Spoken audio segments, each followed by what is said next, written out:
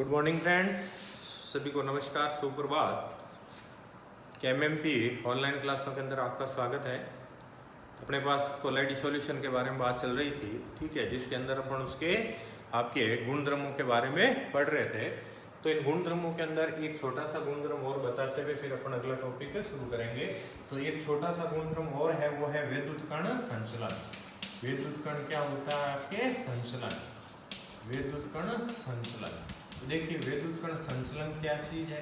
देखो, संचलन नाम से ही पता चल रहा है, गति करना। यानी कोलाइडी कण जो होते हैं ये क्या करते हैं? हमेशा विपरीत आवेशित इलेक्ट्रोड की ओर क्या करते हैं? गति करते हैं। कोलाइडी कण क्या करते हैं? विपरीत आवेशित इलेक्ट्रोड की ओर क्या करते हैं? गति करते हैं। कोलाइडी कण विपरीत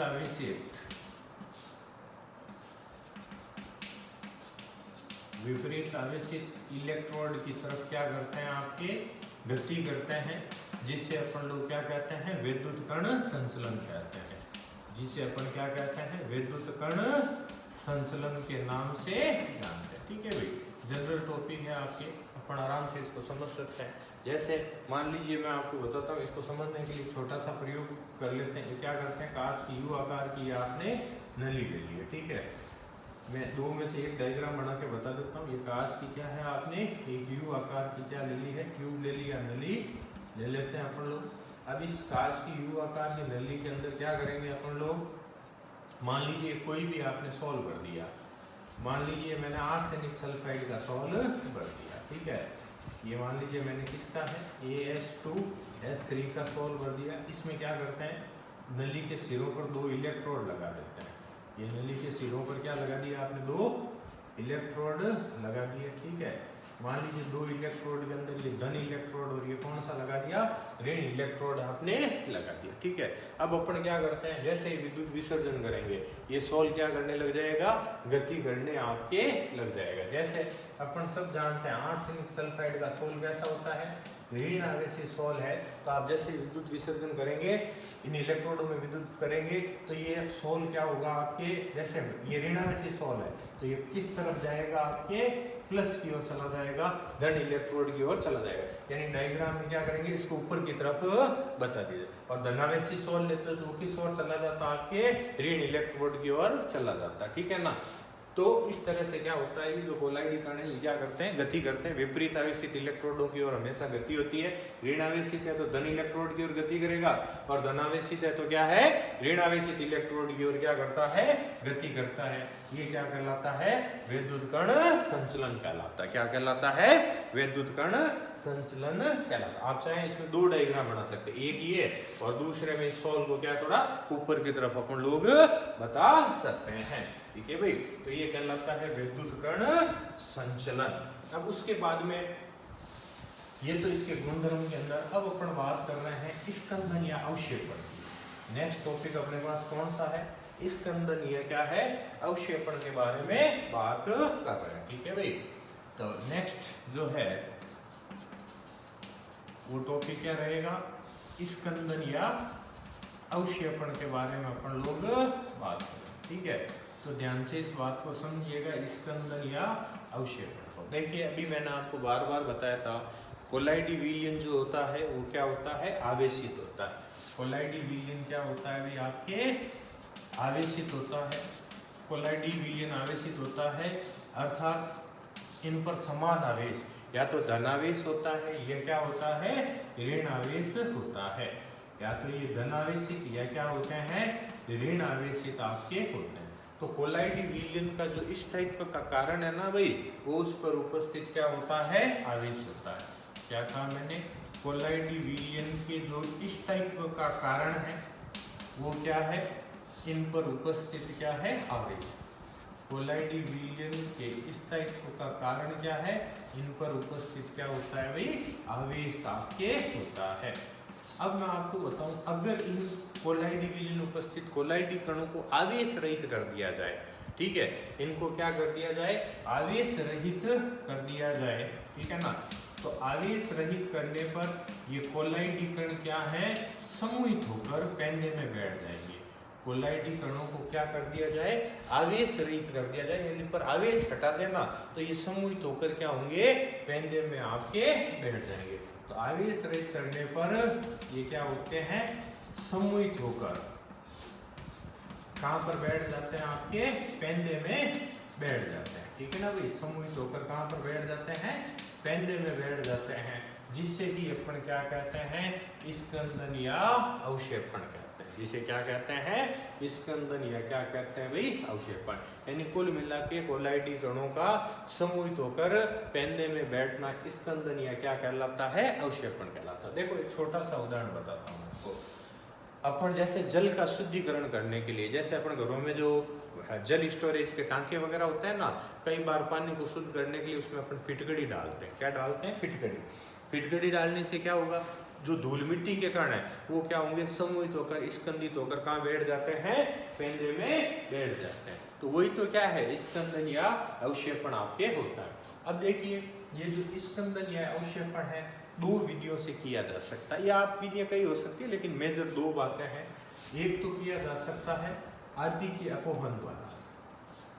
स्कंदन कैसे कर सकते हैं अपन लोग, एक तो तरीका कौन सा है, आदि के अपोहन के द्वारा क्या किया जा सकता है, स्कंदन किया जा सकता है, आदि के अपोहन के द्वारा। अब देखिए आदि के अपोहन का मतलब होता है, अपोहन पढ़ा चुका हूं मैं आपको, ठीक है ना।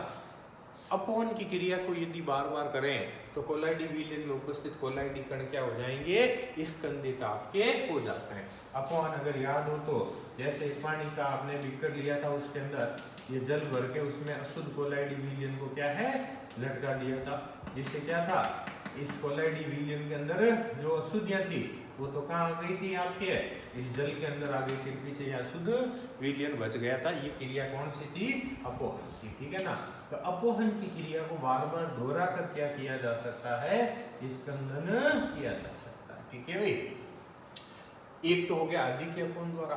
दूसरा इसका होता है आपके उचित विद्युत अपघटे मिलाकर। क्या मिलाकर, आपके उचित विद्युत अपघटे मिलाकर भी स्कंदन या अपोहन किया जा सकता है। जैसे फॉर एग्जांपल उचित विद्युत अपघटे मिलाकर आपके क्या किया जा सकता है, स्कंदन किया।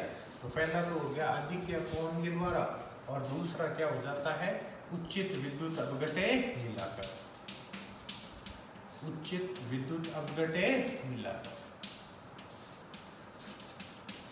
ये उचित विद्युत अपघटे मिलाकर क्या किया जा सकता है, अपोहन किया जा सकता है। ठीक है भाई, उचित विद्युत अपघटे का मतलब जैसे मान लीजिए आपके पास कोई ऋणावेशी सोल है, उसमें धनावेशित विद्युत अपघटे मिला दो तो दोनों आपस में आकर्षित हो जाएंगे और सोल का स्कंदन हो जाएगा। या आपके ऋणावेशित में धनावेशित और धनावेशित में ऋणावेशित विद्युत अपघटे मिलाकर कर सकते हैं। जैसे एक एग्जाम्पल बता रहा हूँ, याद रखना, आर्सेनिक सल्फाइड। अपन सब जानते हैं AH2S3 का जो सोल होता है वो ऋणावेशित सोल है। कैसा है, ऋणावेशित सोल होता है। इसका स्कंदन करने के लिए, इसका अवक्षेपण करने के लिए अगर इसमें बेरियम क्लोराइड मिला दिया जाए, इसमें क्या मिला दिया जाए, बेरियम क्लोराइड मिला दिया जाए, तो इस सोल का क्या हो जाएगा, स्कंदन आपके हो जाएगा। ठीक है, आर्सेनिक सल्फाइड में बेरियम क्लोराइड मिला दो, इसका स्कंदन, इसमें क्या होता है, ये जो बेरियम आयन है ना, Ba+2 आयन, इस सोल का क्या करेगा, स्कंदन आपके कर देता है। अरे सिंपल सा और बहुत से उदाहरण मिलता है। जैसे आपका दूध है, दूध में थोड़ा सा दही मिला दीजिए, दही मिलाते दूध क्या होगा, बढ़ जाएगा, हो गया उसका स्कंदन। आप दूध के अंदर सिरका मिला दीजिए, एसिटिक एसिड मिला दीजिए, स्कंदन हो जाएगा। आगे बात सुनिए, आपके नींबू मिला दीजिए, उसका स्कंदन। तो क्या करना है, विपरीत मिलाना है। ऋणावेशित है तो कोई धनावेशित विद्युत अपघटे मिलाओ, उसका स्कंदन आपके। तो अपने केमिकल एग्जाम्पल याद रखना, आर्सेनिक सल्फाइड में कौन सा, बेरियम क्लोराइड मिला देते हैं, तो इसमें बेरियम आयन की वजह से सोल का क्या हो जाएगा, स्कंदन आपके हो जाता है। ठीक है भाई, तो दो तरीके से आदि के अपोहन के द्वारा और दूसरा उचित विद्युत अपघटे मिलाकर स्कंदन किया जा सकता है। ठीक है भाई, अब देखिए, देखो इस स्कंदन के अंदर एक बहुत अच्छी बात बता रहा हूँ आपको, बहुत बार बोर्ड में आई भी बात आपको बता रहा हूँ। इससे एक क्या है, एक नियम जुड़ा हुआ है। इस स्कंदन से एक संबंधित नियम बता रहा हूँ, वो नियम कहलाता है हार्डी-सुलजे का नियम। इसका नियम कहलाता है हार्डी सुलजे का नियम कहलाता है।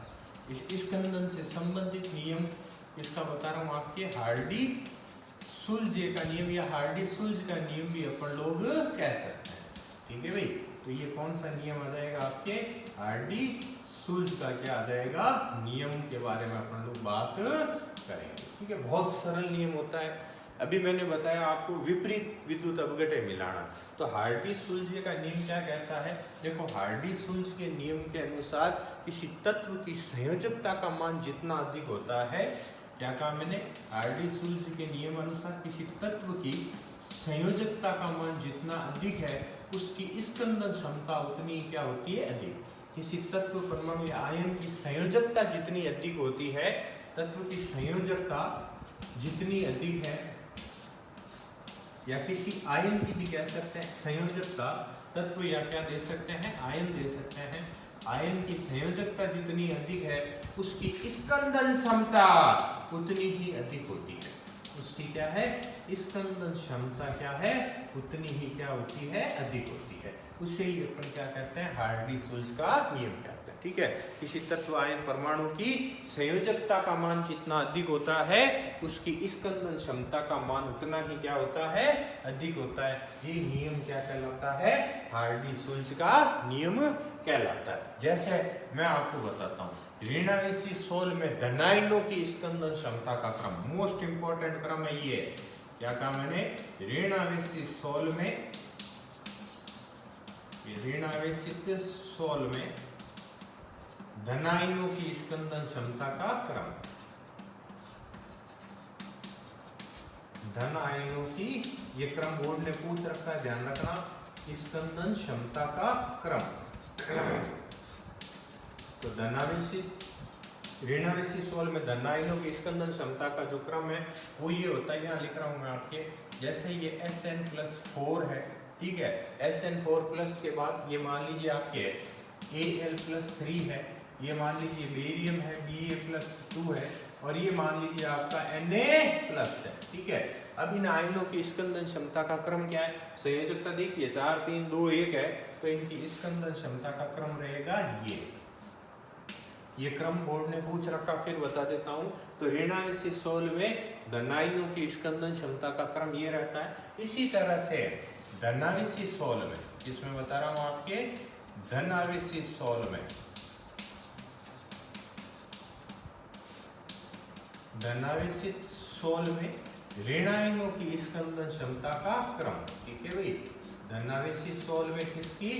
ऋणायनों की स्कंदन क्षमता का जो क्रम रहता है वो ये रहता है। ठीक है ना, यहाँ लिख रहा हूँ आपके, जैसे मान लीजिए ये लिखा हुआ है FeCN6, ये मान लीजिए आपका -4 है, ये मान लीजिए PO4 -3, ठीक है, ये मान लीजिए SO4 -2, और ये मान लीजिए Cl- है।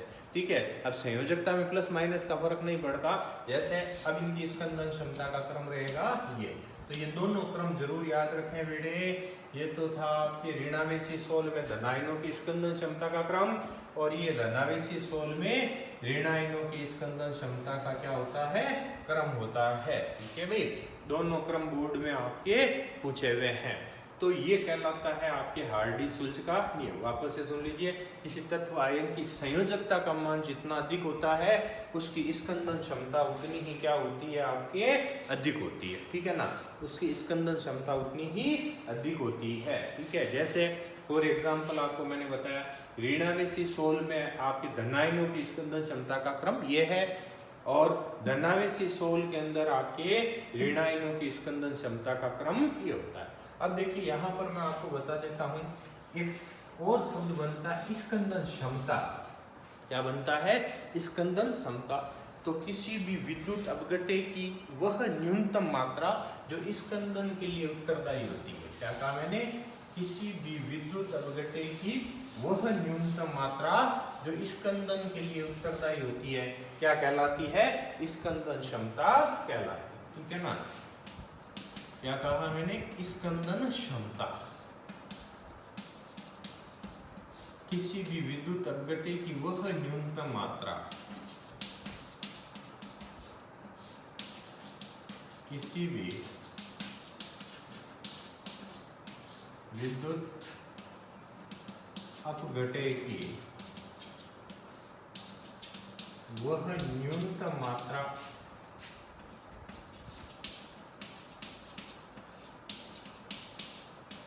जो कि स्कंदन के लिए उत्तरदायी होती है, जो कि किसके लिए भाई, स्कंदन के लिए उत्तरदायी होती है, क्या कहलाती है, स्कंदन क्षमता कहलाती है। किसी भी विद्युत अपघटे की वह न्यूनतम मात्रा जो स्कंदन के लिए उत्तरदायी होती है क्या कहलाती है, स्कंदन क्षमता कहलाती है। आप इसका एक फॉर्मूला भी लिख सकते हैं, स्कंदन क्षमता बराबर विद्युत अपघटे की मात्रा,